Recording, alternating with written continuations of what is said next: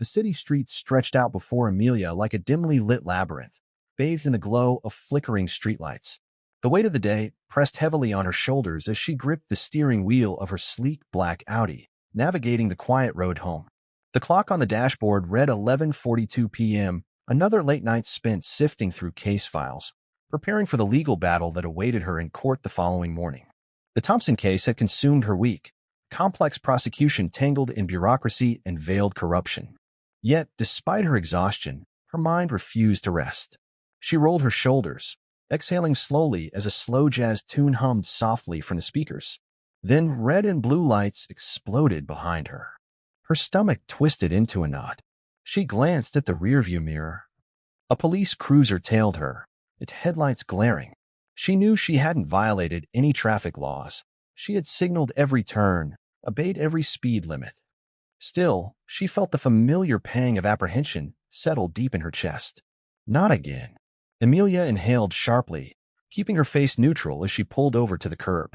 She reached for her registration in the glove compartment, her movements deliberate, her hands steady despite the simmering anger beneath her skin. She had seen this before. She had defended victims of it before. As the engine idled, she glanced again in the mirror, catching sight of two officers emerging from the patrol car. One was tall, broad-shouldered, with a military-style buzz cut, Officer Drake. The other leaner, with a casual swagger to his step, Officer Marlowe. Amelia straightened her back. She knew exactly what this was. Drake approached first, his flashlight beam cutting through the car's interior, landing directly on her face. "License and registration," he barked, his voice laced with authority. She handed them over without a word. Marlowe circled to the passenger side, peering through the window with thinly veiled scrutiny. "What are you doing out this late, ma'am?" Amelia kept her expression calm, her voice measured. "Driving home from work." Drake examined her documents, his lips pressing into a smirk. "You live around here?" Her jaw tightened slightly. "Yes. Funny. Don't see many people like you in this part of town," Marlowe mused, rubbing his chin as if contemplating some great revelation. There it was, the insinuation wrapped in casual condescension. The unspoken, "You don't belong here." Amelia felt the heat rise in her chest, but she knew better than to react. "Ma'am, I'm going to need you to step out of the vehicle." Her pulse spiked. "Why?" she asked, her tone remaining level. Drake leaned down, resting an arm on the window frame, his smirk deepening. "Smells like weed in here," he said smoothly. "Gotta make sure you're not driving under the influence." A sharp, bitter laugh almost escaped her throat. Of course, the classic pretext. The same justification she had seen used against countless clients. A charge fabricated out of thin air, impossible to disprove in the moment, but convenient enough to escalate the situation. She knew there was no marijuana. She hadn't so much as been near it in years. Amelia inhaled deeply, her fingers tightening around the steering wheel. This was a game, and she refused to play into their hands. "Officer," she said, her voice smooth but firm, "I do not consent to a search of my vehicle without probable cause." Marlowe scoffed. "You hear that, Drake? She knows her rights." Drake's smirk faltered, but only for a fraction of a second. "Step out of the vehicle, ma'am." "No."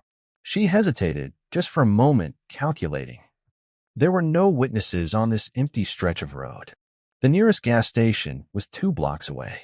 The only thing standing between her and whatever these officers had planned was her own restraint. A cold tendril of anger coiled around her spine, but she swallowed it down. Amelia reached for the door handle. This wasn't over. This was just the beginning. The air outside was thick and damp, carrying the faint scent of asphalt cooling under the night sky. As Amelia stepped out of her car, the atmosphere around her seemed to constrict, the quiet of the deserted street amplifying the tension. The patrol cars' flashing lights cast eerie shadows against the pavement, their rhythmic pulse a stark contrast to the erratic beat of her own heart. Drake towered over her, his stance exuding dominance, while Marlowe positioned himself just behind, a silent enforcer of whatever was about to unfold. Amelia felt the familiar weight of scrutiny pressing against her skin, the unmistakable air of power being exercised simply because it could be.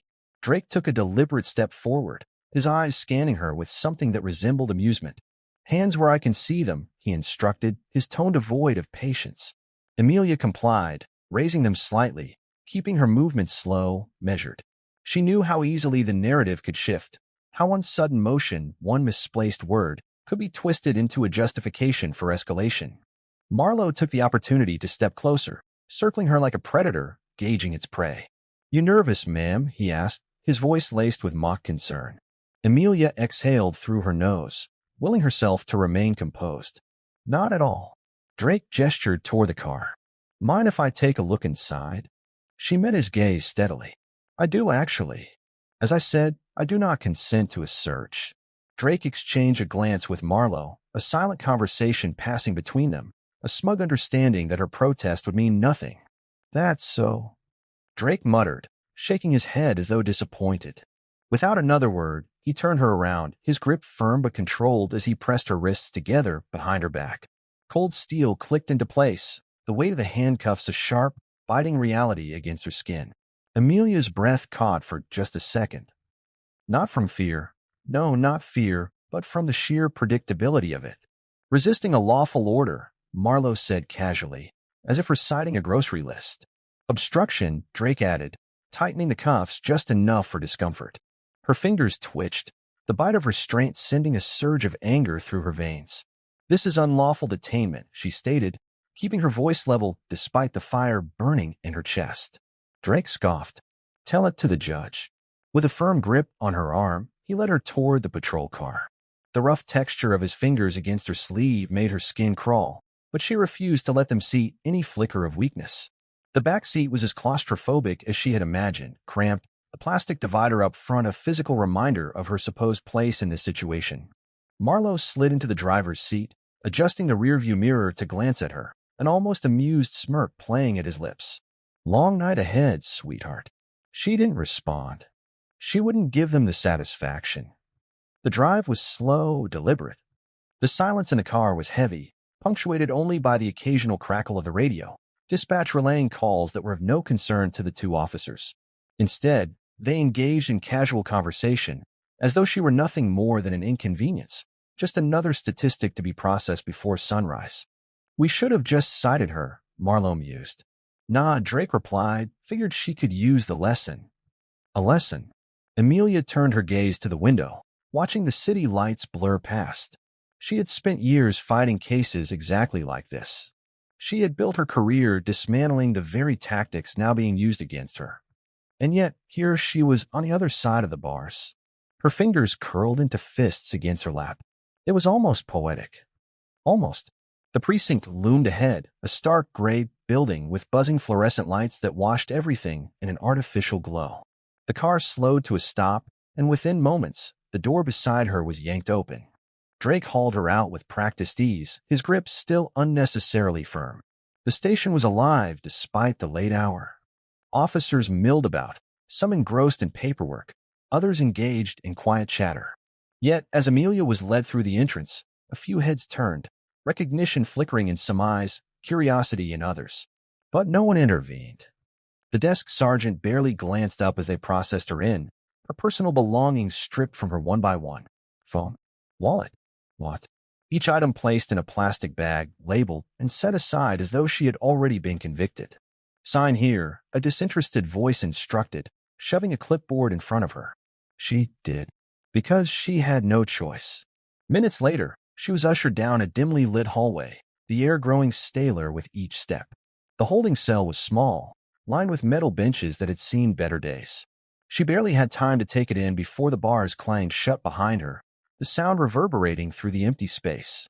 Only then did she allow herself a moment, a single breath of quiet reflection. She sat down, her back straight, her mind already constructing the next move. This wasn't the end. Not even close. The hours stretched into an unmeasurable abyss of waiting. The fluorescent lights above flickered inconsistently, casting elongated shadows against the metal bars. The air in the holding cell was thick, stale, with the scent of sweat, old dust, and the underlying musk of despair. Amelia sat upright on the narrow bench, her back against the cold cinder block wall. She refused to slouch, to let fatigue bend her resolve. There was no telling how long they planned to keep her here before moving forward with the so-called charges. Her gaze flickered across the cell. A few others occupied the benches, men and women whose eyes carried the weight of resignation. Some avoided looking at her altogether, while others observed her with mild curiosity. She was not dressed like them, nor did she carry the same exhaustion of someone used to this process. She was an outsider, but not for long. A rusted metal door clanked open at the far end of the hall. Two officers entered, their movements methodical, automatic. One had a clipboard in hand, reading off names, calling them forward one by one. Some were led away, toward processing, toward interrogation, or, in the rarest of cases, toward release. But the pattern was clear. Only those who complied, who took the deals, the fabricated narratives, or the quietly threatened bargains, were the ones who walked free. Those who resisted, they stayed. Her name was never called. Time dragged on, and the cell seemed to shrink around her. Somewhere beyond the bars, Amelia could hear muffled voices from another room. The unmistakable shuffle of paperwork, the hum of printers, and beneath it all, the quiet tension of whispered conversations. She knew those sounds well. Documents were being altered. Reports were being adjusted. The foundation of her case was being manipulated before her very eyes. A shiver crawled up her spine, not from fear, but from the sheer audacity of the system at work. Then came the smell. Faint at first, but unmistakable. The distinct, pungent scent of something burning. She turned her head just in time to see an officer standing near a desk in the processing room, holding a piece of paper to an open flame. The edges curled, blackened, turned to ash in seconds before being discarded into a metal tray. Evidence was disappearing. Before she could react, a figure sat beside her, a woman in her early 50s, her face lined with the kind of weariness that only years of experience could carve into a person. "You're watching it happen, aren't you?" the woman murmured, her voice low enough to be masked by the surrounding noise. Amelia turned slightly. "How long have you been here?" The woman exhaled through her nose. "Too long." A pause. "They do this all the time," she continued, her voice dry, detached. "Pick people up, create a paper trail that never existed, make it stick. If you fight, they make it worse. If you comply, they let you go eventually." Amelia narrowed her eyes. "They planted evidence on you?" The woman let out a humorless chuckle. "Planted it, lost it, then fabricated more. They adjust whatever they need until it fits the story they want." Amelia's jaw tightened. This wasn't just corruption, it was precision. A well-oiled machine designed to manufacture guilt on command. And she was inside it now. The woman leaned in, her voice lowering even further. "You're different." It wasn't a question. Amelia remained silent. "You still think this has a way out?" the woman mused. "That there's a path where you walk out of here clean?" "That's not how this works." A guard approached, rattling the bars with his baton. "King, you're up." The woman King, apparently, pushed to her feet with practiced ease. But before she walked away, she turned to Amelia, her gaze heavy. "Don't let them decide who you are." Then she was gone. Amelia sat in the silence that followed, the weight of those words settling over her like a heavy cloak. But she had already decided. She would not let them decide. She would not play their game. An hour later, the door creaked open again. This time, it was for her. Two officers, Marlowe and another she didn't recognize, stood waiting. "On your feet," Marlowe ordered. She complied, allowing herself to be led through the labyrinth of hallways. Eventually, they reached an interrogation room. A single table, a pair of chairs, and a dim overhead light. The air was thicker in here, weighed down by the smell of stale coffee and ink-stained documents. Marlowe took a seat across from her, flipping through a manila folder. He tapped a finger against one of the pages. "You have a choice," he said, as if he were offering her something generous. "Plead guilty, take the reduced charge, and you're out of here in a few days." He leaned back in his chair, his eyes cool, calculating. Or he let the word hang between them. A silent warning, a reminder of how easily things could get worse. Amelia met his gaze without blinking. "I want my lawyer." Marlowe exhaled sharply, a shadow of irritation flickering across his face. "Suit yourself," he muttered, standing. He knocked twice against the door. It swung open almost immediately, and another officer entered. This one had the look of someone who wasn't there to negotiate. Marlowe glanced back at her, his smirk returning. "Enjoy the accommodations." Then they were gone, leaving Amelia alone in the cold, silent room. She exhaled, slow and measured. This was only the beginning. They wanted to break her, but they had no idea who they were dealing with. The fluorescent lights in the interrogation room hummed with a low, ceaseless drone, matching the unrelenting pulse in Amelia's temples. The air was stagnant, thick with a lingering scent of cheap coffee and something metallic, ink perhaps, or the faint trace of blood embedded in the fabric of the chair across from her. She had lost track of time. There were no windows, no clocks, no sense of the outside world beyond these walls. They had left her there, alone, long enough to make their intent clear. This was part of the process. Isolation, exhaustion, the gradual erosion of certainty, until the mind grasped for any semblance of control, even if it meant compliance. She had seen it before, but she had never been on this side of it. The door creaked open with a deliberate slowness. Officer Marlowe stepped in first, followed by another figure, one Amelia recognized immediately. Nathan Hill, the prosecutor. His tailored suit sat perfectly against his lean frame, not a single wrinkle betraying discomfort. He moved with an air of effortless authority, as though he had been in rooms like this so many times that he had become part of the architecture. Marlowe took his position by the door, arms crossed, silent. Hill sat across from her, placing a thick file onto the table with an audible thud. His fingers skimmed the edges of the folder, casual, deliberate. "You've made things unnecessarily difficult for yourself, Miss Carter," he said smoothly. Amelia said nothing. Hill's eyes studied her, searching for a crack, a shift in her posture, any sign that the night had worn her down. "You've been here long enough to understand how this works. You were pulled over. Officers detected the scent of narcotics, and upon further inspection, contraband was found in your vehicle." Amelia's fingers curled into fists beneath the table. Fabricated. False. Allah. But she remained still. Hill continued. "Given the nature of your case and the evidence presented, we have enough to move forward with charges.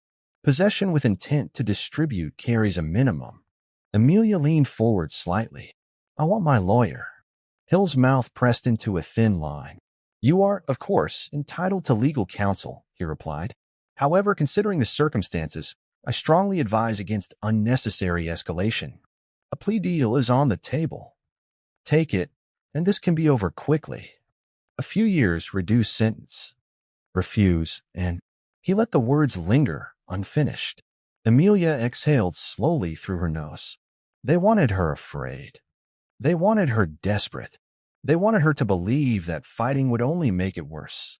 But they didn't know who she was. They didn't know what she had already seen.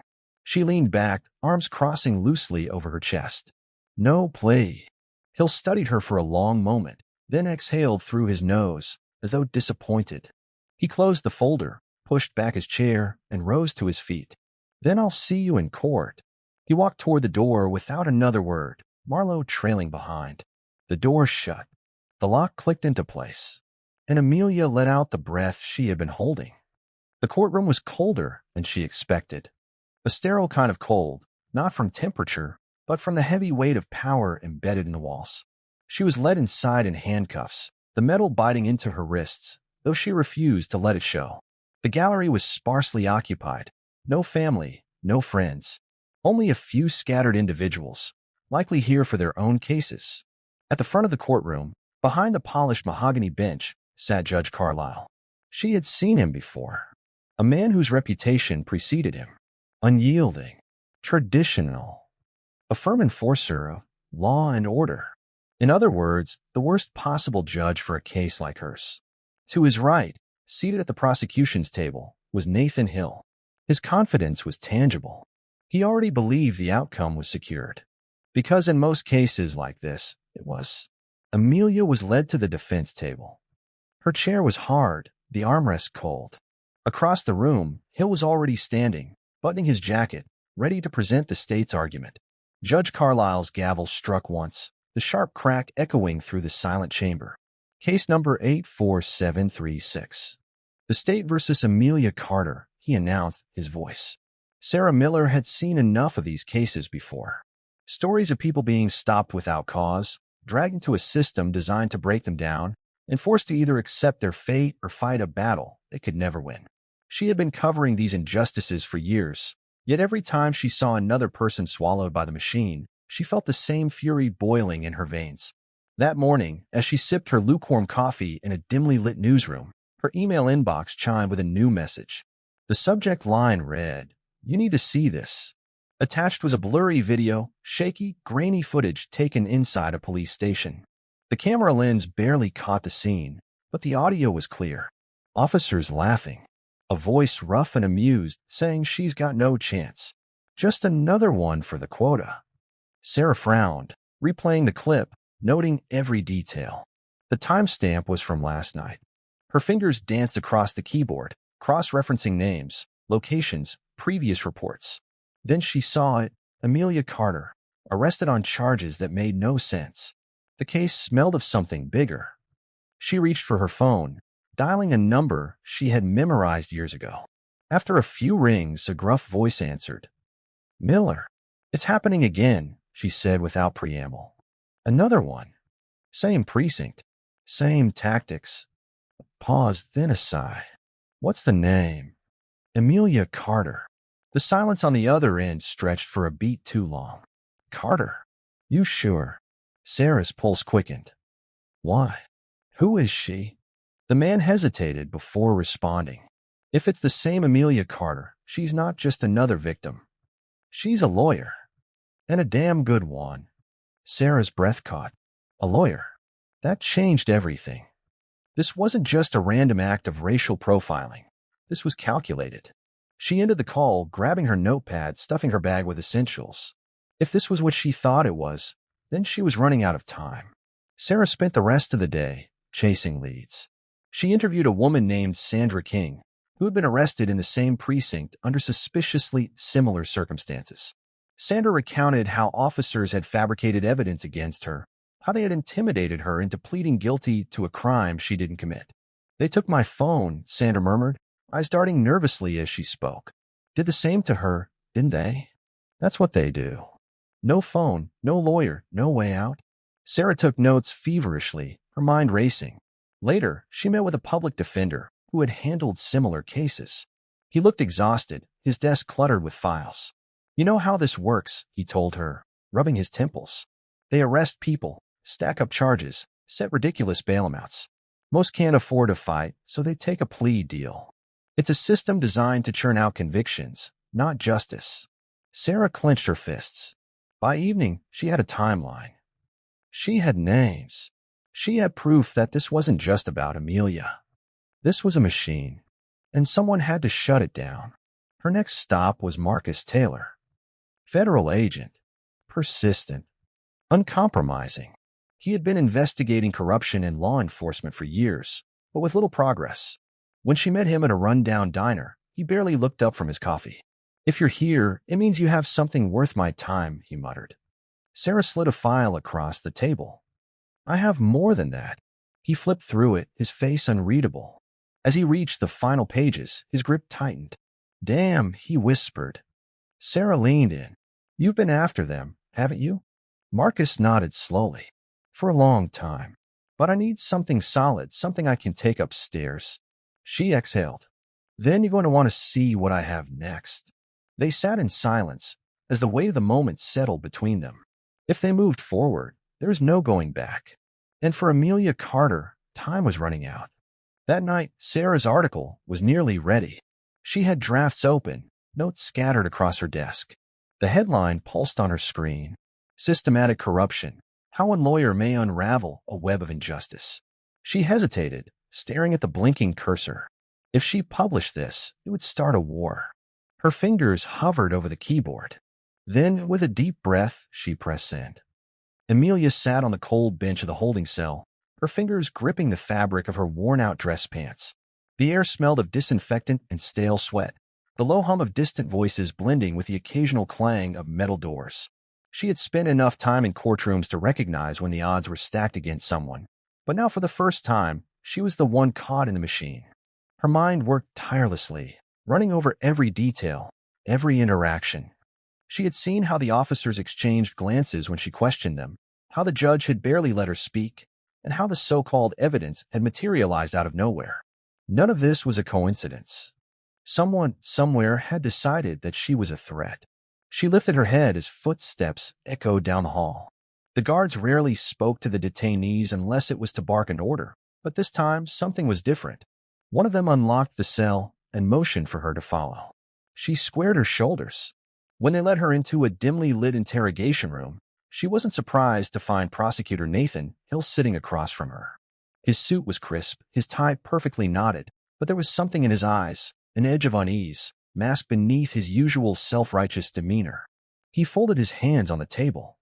"You're in a difficult position, Ms. Carter." She didn't reply. "You're facing multiple charges," he continued, flipping through a file with deliberate slowness. "Obstruction of justice, possession with intent to distribute, serious accusations." Still, she remained silent. He leaned in, lowering his voice. "You're a smart woman. You know how this works. You can fight, drag this through the courts, but we both know where that leads." Or, he tapped the folder. "You can cooperate." There it was, the offer. The thinly veiled thread. Amelia's jaw tightened. He wanted her to admit guilt, to accept a plea deal that would let them keep her in check while maintaining the illusion of justice. But she also knew that wasn't their real goal. If they were this desperate, it meant they were afraid. And fear meant leverage. The next morning, Amelia was escorted back to the courtroom. The judge presiding over her case was the same one from the previous day, Carlisle. He barely spared her a glance as the bailiff called the court to order.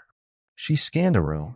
Reporters were beginning to show up, their cameras discreetly tucked away, but ready to capture anything of interest. A few familiar faces from the legal community sat in the back, their expressions carefully neutral. Then her eyes landed on someone unexpected, Sarah Miller.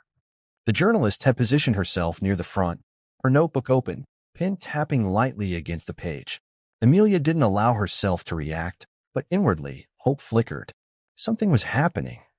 As the judge prepared to set a hearing date, the doors at the back of the courtroom swung open. A group of men in dark suits entered, their badges flashing as they made their way forward. Federal agents. A ripple of unease moved through the room. Amelia watched as Marcus Taylor stepped forward, his expression unreadable. He handed a folder to the judge, who skimmed through the pages before his face darkened. The tension was palpable. Then the unexpected happened. Carlisle cleared his throat, adjusting his glasses. "Given the new information presented," he said, his voice strained, "I am dismissing the current proceedings against Ms. Carter, effective immediately." A murmur swept through the room. Amelia forced herself to remain still. This was only the beginning. As she stepped outside, the cool air hit her skin. Cameras flashed. Journalists swarmed, shouting questions, but she ignored them. Sarah was waiting. "That was fast," the journalist murmured, falling into step beside her. Amelia exhaled. Not fast enough. They both knew what came next. The real fight was only beginning. The atmosphere inside the courtroom was thick with tension, the kind that made the air feel weighted, pressing against everyone in attendance. Amelia stood at the defendant's table, her hands resting lightly on its polished surface. She had spent years arguing cases in rooms just like this one, had fought battles that seemed impossible to win, but never had she been the one fighting for her own freedom. She could feel the eyes of the courtroom on her, the silent expectation coiling in the air like a storm about to break. The judge sat on his high bench, expression carefully neutral, but there was something in the stiffness of his posture, in the way he kept glancing toward the prosecution's table, that betrayed his unease. At the opposite end of the room, Nathan Hill adjusted his tie. His expression remained impassive, but she could see the tightness in his jaw, the slight twitch of his fingers as he flipped through his notes. He had believed that this case was over before it had even begun, that she would fold under the weight of manufactured evidence and fabricated charges. He was wrong. A ripple of murmurs swept through the crowd as Marcus Taylor, the federal agent who had been quietly observing the proceedings, stood up. He moved with the deliberate calm of a man who knew exactly what he was doing. In his hands was a thick folder, the kind of folder that could make or break careers. "Your Honor," Taylor said, his voice even, "I'd like to submit newly acquired evidence for the court's review." Judge Carlisle's fingers twitched over his gavel. "This is highly irregular, Agent Taylor." And yet, Taylor continued, stepping forward, "It's necessary." He placed the folder on the clerk's desk. Contained within this file are records of systematic evidence tampering, wrongful arrests, and false charges fabricated by multiple officers in collaboration with key figures in this courtroom. A ripple of tension spread across the room like a slow-burning fuse. Hill shifted uncomfortably in his seat, his eyes darting toward the judge. Amelia caught it, just a flicker of panic before he masked it with indifference. The judge cleared his throat. "Are you suggesting?" "I'm not suggesting, Your Honor." Taylor's voice was steady, unwavering. "I'm stating a fact. This courtroom, this prosecution, this entire case, it's built on a foundation of corruption." Silence. Then a sharp intake of breath from somewhere in the audience. Amelia allowed herself a moment to absorb the shift in power. They were losing control of the narrative. For too long, they had operated without consequence, knowing that their word would always outweigh those of their victims. But now they were being watched, not just by those in the courtroom, but by the public. The journalists in the back of the room were scribbling furiously, their cameras capturing every reaction. It was time. Amelia straightened her spine, stepping forward. When she spoke, her voice carried through the chamber like a blade slicing through silk. "For the past 24 hours, I have been treated not as an attorney, not even as a citizen, but as an enemy of the system. I was stopped without cause, arrested without evidence, denied my legal rights, and threatened into silence." She let the weight of those words settle. "I want this court to understand that what happened to me is not an anomaly. It is not a mistake. It is a pattern, one that has been operating in this city for years." The judge opened his mouth, but she continued, cutting through whatever excuse he was about to offer. "This stops today." A heavy pause. Then the courtroom doors swung open. All eyes turned as a second team of federal agents entered, their badges catching the light. They moved with precise efficiency, breaking apart to approach their targets. Two officers, Drake and Marlowe, were the first to be placed in cuffs. Gasps rippled through the crowd as the agents continued. Then they reached the prosecution's table. Nathan Hill bolted to his feet. "You can't be serious." "You're under arrest," Taylor interrupted smoothly. "For obstruction of justice, conspiracy, and aiding in the fabrication of evidence." The color drained from Hill's face as cold metal snapped around his wrists. Judge Carlisle stood abruptly, his gavel slamming down. "This is outrageous. You have no authority to." Taylor met his gaze without flinching. "Actually, Your Honor, we do." He gestured toward one of the agents, who produced another warrant. "By order of the federal judiciary, you are also under investigation for judicial misconduct." A single, shattering silence fell over the room. Then chaos erupted. Amelia stepped outside the courthouse, the late afternoon sun casting long shadows across the pavement. Reporters swarmed the entrance, cameras flashing, voices overlapping in a chaotic frenzy. She ignored them, her focus shifting to the small group waiting near the sidewalk. Sarah Miller stood at the front, notebook in hand. "You made quite a scene in there," the journalist murmured as Amelia approached. "Good." Sarah arched a brow. "What's next?"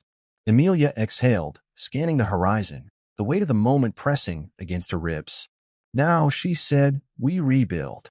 The courthouse steps were a battlefield of flashing cameras, eager journalists, and city holding its breath.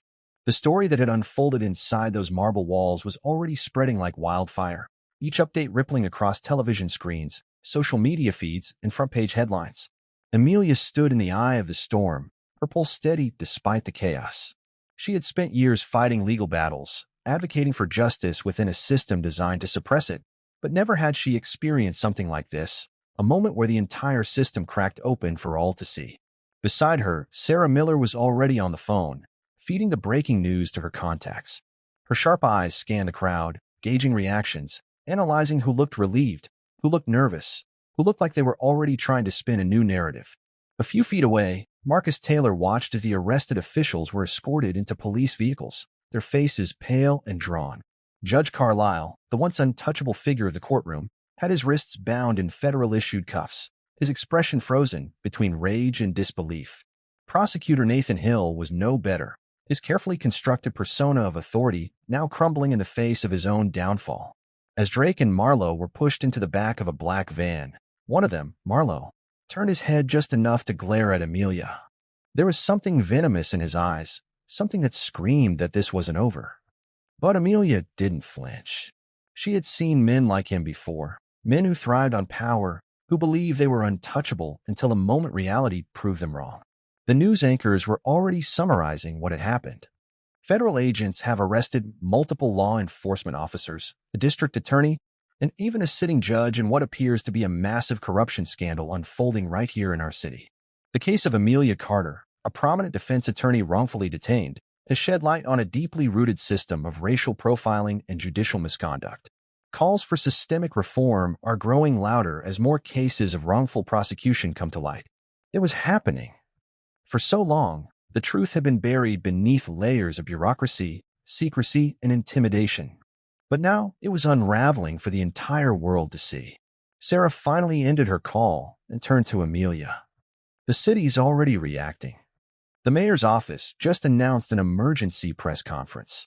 This story isn't just about you anymore. It's about everyone who's ever been silenced by this system. Amelia nodded. She had known from the moment she was thrown into that jail cell that this fight was bigger than her. She glanced over her shoulder and saw a group of people standing together near the courthouse steps. People who had been wrongfully arrested, just like her. Their faces were a mix of relief and uncertainty.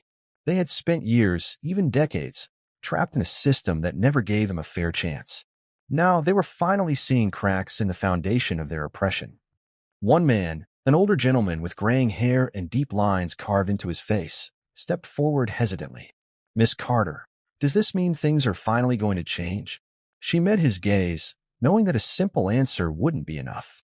The system didn't change overnight. Corruption didn't disappear because of one high-profile case. There would be resistance, backlash, attempts to sweep everything under the rug again. But change had begun, and that was enough to keep fighting.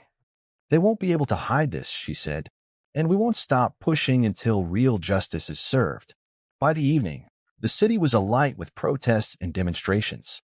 Citizens marched through the streets, demanding accountability, demanding action. The governor announced an independent investigation into the police department. The district attorney's office scrambled to distance itself from Nathan Hill, calling for an internal review of all his cases. And Sarah Miller's article?